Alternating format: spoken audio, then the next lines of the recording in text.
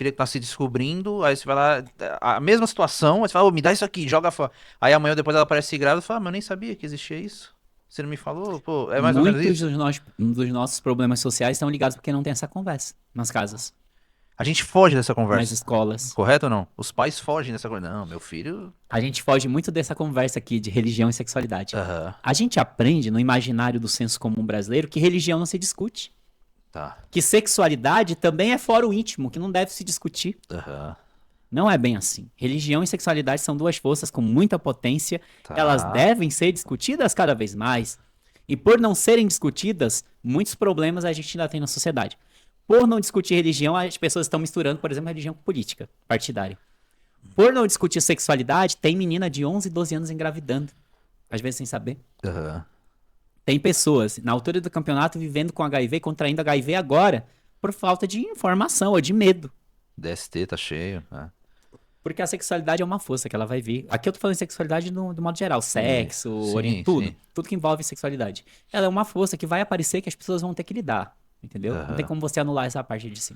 Sim. Então, no momento que vocês arrumavam os quartos ali, vamos dizer assim, eram os momentos mais oportunos pra você. E à noite também. A minha primeira experiência sexual foi à noite, depois que o sino bateu. A gente rezou, tem a última oração da noite, né? Que chama completas. Tem a última oração. E aí, depois da oração, eu tô deitado, eu só escuto uma queda na minha cama quando eu vejo esse garoto. Aí ele começou a me fazer carinho, lá, lá, lá, enfim, culminou numa pegação. E qual que é a chance de um padre visitar, por exemplo, essa hora que vocês estão indo dormir e pegar algo do tipo? Vocês não tinham medo disso ou não? O meu padre desse primeiro seminário, ele não era de fazer isso. Tá. Ele sabia que tinham gays ali. Aliás, foi ele que votou e escolheu os gays pra estarem ali, porque ele era o superior. Aham. Mas ele era muito tranquilo, ele não ia no nosso quarto fazer essas vigilâncias. O nosso segundo chefe, que era o outro padre, Padre Tadeu, que era o nosso formador, ele era gay, nitidamente. E ele também nunca foi, ele nunca nos perseguiu por conta da sexualidade. Sempre nos Aham. respeitou e sempre falou disso de uma maneira muito humana. Então, Certo. ele era um padre muito pé no chão nesse sentido. Entendi. E o nosso outro responsável, que era o clérigo do segundo ano lá, depois de um tempo que ele tava na casa, ele começou a me chamar, né, pra ir no quarto dele, pra falar de livros. E você já era de maior ou não? Não, eu tinha 16 anos. Pra falar de livros. De repente, ele já tava tendo relação sexual comigo. Da forma mais natural possível.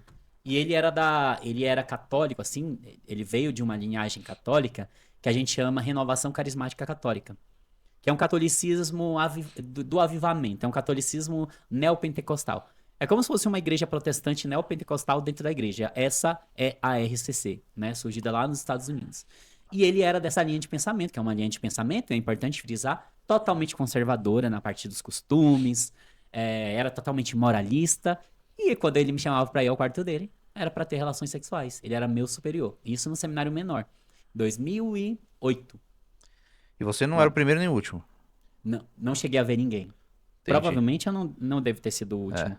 Mas não cheguei a ver e constatar ninguém. Mas eu tenho certeza, né? Porque foi a minha própria experiência. Isso posso falar com total precisão. E ali você, até pelo momento, algo bem íntimo assim, mas até pelo momento você aceitava isso porque realmente você já tava no, vamos falar assim, no jogo? Ou você, tipo, ficava acuado e falava, vou ter que me render a isso porque eu não sei o que pode me acontecer?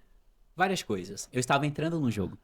Eu estava começando a entender Tá, como funcionavam os códigos de conduta sexual dentro da igreja. E beleza. também porque eu estava tirando proveito da situação no sentido de que eu queria explorar minha sexualidade. Entendi. Eu Ponto. tinha 16 anos, nessa época aí, eu estava com a libido altíssima, eu Aham. queria experimentar, queria beijar na boca, queria me relacionar, então eu me aproveitava da situação nesse sentido. Ah, os boys me querem, são boys que eu me atraio. Era um boy que fazia fazia um pouco o meu tipo, esse aí, esse superior. Eu tinha vontade e eu fazia por livre e espontânea vontade. Entendi. Quero ficar com ele, mas depois vinha a culpa. Vinha aquele tabu religioso. Nossa, eu estou pecando. Estou pecando contra a castidade. Estou traindo o voto que eu ainda nem fiz, mas estou traindo. Estou Tá. vivendo errado, estou enganando as pessoas. Vinha essa culpa também, sempre. Sim. Mas eu queria viver a vida, eu queria experimentar, eu queria conhecer, eu queria ter essa liberdade, sabe? Como que dentro de algo que seria religioso, eu falei, Uhum. pô, legal, me descobri como gay, tudo bem, né? Mas dentro de um lugar que eu deveria praticar religiosidade, eu estava praticando atos pecaminosos, talvez seria essa a pergunta, é isso ou não? Aí eu vou deixar com você. Vamos lá, tem vários caminhos para responder essa pergunta, mas se eu pudesse responder em uma frase, depois deixo bem complexo tudo, Aham. mas a natureza sempre vence.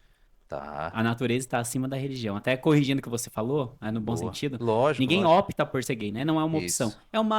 É o que se convém chamar hoje de orientação sexual, mas que eu acho essa palavra até dúbia, então eu uso mais o termo variação sexual. O Boa. que que é? Bem As explicado. pessoas, elas podem ser bi, gay, hétero, assexual. E assim, mesmo que você esteja num sistema religioso que te diga não para algumas coisas, a tua natureza, o que você sente e a força potente da sexualidade, ela vai se impor de alguma forma. Tá. Não significa que eu esteja falando que não existam padres que vivam voto de castidade, que Entendi. não existam padres que sigam o que a igreja pede.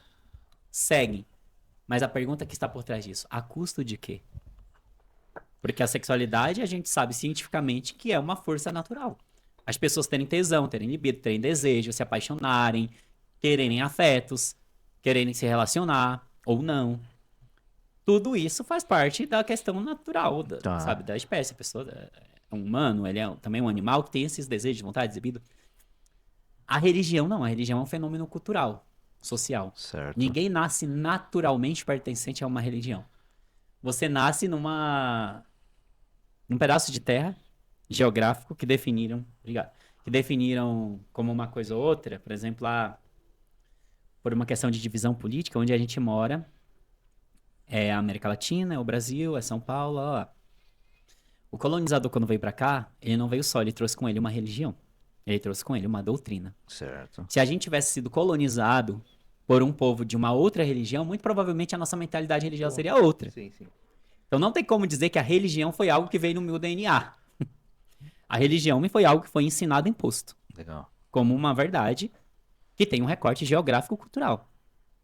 A natureza, o que eu sou, não. A natureza se sobrepõe à religião. Certo. Então isso explica, talvez, por um ponto de vista, por que mesmo dentro da igreja, sendo proibido, as pessoas vivem a sua sexualidade. Esse é um caminho de pensamento, mas o ser humano, ele é diverso. A humanidade, ela é diversa. Não existe só uma resposta para tudo.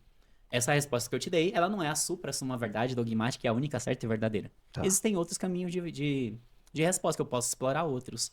Alguém pode procurar religião e lá dentro viver a sua sexualidade, explorá-la intensamente, por uma questão de que, no caso dos gays, a igreja ela serve como um ponto de encontro com outros caras e um ponto onde eu vou estar protegido ainda. A sociedade é um lugar muito cruel para os gays, sabe? Se assumir, enfrentar o mundo do jeito que é um lugar muito cruel. Melhorou muito, melhorou. Mas é um lugar que a gente passa por muita. No trabalho mesmo, eu sofro direto homofobia. Então, assim, é uma realidade. Para quem não vive na pele, é uma idiotice, é uma besteira. Para quem vive, é outros rolê. Entendi. Então, o mal mesmo, o preconceito, ele existe de fato, infelizmente. As pessoas, a gente tem, todos nós temos nossos preconceitos. Que são conceitos prévios baseados em ignorância. Quando a gente não conhece algo, a gente teme a concluir uma coisa sem, sabe? Por isso a gente cria esses ódios e preconceitos. Sim. E aí, pessoas às vezes que estão nessa posição de perseguição, de preconceito, elas podem ter a opção de se refugiar dentro da igreja. Se eu não posso com o meu inimigo, eu vou me juntar a ele. Qual é um dos discursos mais fortes contra gays do mundo? É o discurso que vem da religião. Se eu não posso contra esse discurso, eu vou me juntar a esse discurso. Se eu estou num lugar da sociedade de opressão, de humilhação, de homofobia, por que eu vou ficar nesse lugar se eu posso entrar numa igreja? Num lugar que vai ter só homens, eu vou ter comida, roupa lavada, estudo, vou ser uma posição de autoridade. Eu saio dessa posição do cara que estava sendo perseguido lá na cidadezinha do interior do sertão do Pernambuco. E eu vou ser ordenado padre. Quando eu voltar para aquela mesma cidade onde eu era chacota da cidade, onde eu era o viadinho, agora eu sou uma autoridade. Entendi. Porque eu sou uma figura religiosa, mereço respeito. Eu estou ministrando, eu estou celebrando missa. Uma Tá. pessoa que eu entrevistei pro meu livro me disse algo muito marcante. Pode ser gayzinho, pode ser o que for, mas é padre. É padre. Tem uma autoridade da igreja, sabe? Então, às vezes as pessoas engolem seco o fato do padre ser gay, e muitos dos fiéis sabem, sim, percebem, mas é porque é autoridade religiosa. Porque segundo a Bíblia, que é um dos livros mais lidos do nosso Brasil, se não mais lido, a autoridade que é dada ao homem é constituída por Deus. Era Deus lá que fazia reis e sacerdotes. O rei e os sacerdotes são ungidos por Deus. Eles são escolhidos por Deus. Por isso a gente deve obedecer à autoridade. E o padre, ele é o quê? Ele é uma autoridade religiosa. Não importa se ele é gay, e não importa que ele viva de aparências, porque o que ele faz no off, 90% das vezes ninguém sabe. É. Mas se ele faz um bom trabalho como padre, O que que ele faz em off tá influenciando nisso? E te digo com precisão, a maioria dos padres ótimos que eu conheci na igreja eram todos gays. Os padres pregavam bem, cuidavam muito bem da igreja. Não eram padres ruins, a maioria deles. Não eram padres abusadores, ruins, como tem esse estereótipo de que todo gay é um abusador. Não, é mentira. A maioria deles eram padres excelentes. E assim, as pessoas não sabiam qual era a vida que eles tinham por trás da igreja. Então, eles eram excelentes enquanto padres. Agora, enquanto que eles vivem ali por trás, ninguém sabe. Tá. Só que pra ele, enquanto gay, aqui eu tô trazendo um olhar de misericórdia, a igreja às vezes é esse refúgio. O que é melhor às vezes pro cara? Ele enfrentar uma sociedade escrota pra caralho ou ele entrar na igreja, se dedicar, estudar e se tornar um ótimo padre e ainda ter prestígio social. Sai da posição de excluído para uma posição de escolhido. Não sou mais só o gayzinho, agora eu sou padre, eu tenho esse título. Eu sou padre ou eu sou pastor, não sei. Eu tenho esse título de Tá. prestígio social religioso. As pessoas vão me respeitar, vão me dar valor a partir do título que eu carrego. Eu sou representante de Deus. Eu estou representando Deus, não importa que eu seja gay, bissexual, hétero. Acima dessa minha condição humana de ser gay, bi ou hétero, agora eu estou para além do humano. Eu represento uma divindade. Olha o poder que isso tem. Eu não represento só os homens, eu represento uma divindade na Terra. Porque essa divindade ninguém está vendo, ninguém está tocando, ninguém está conversando com ela. Precisa de representantes na Terra. E eu sou esse representante, eu tenho esse poder. Tá. Estou acima de vocês. Entendi. Então pode ser por isso também.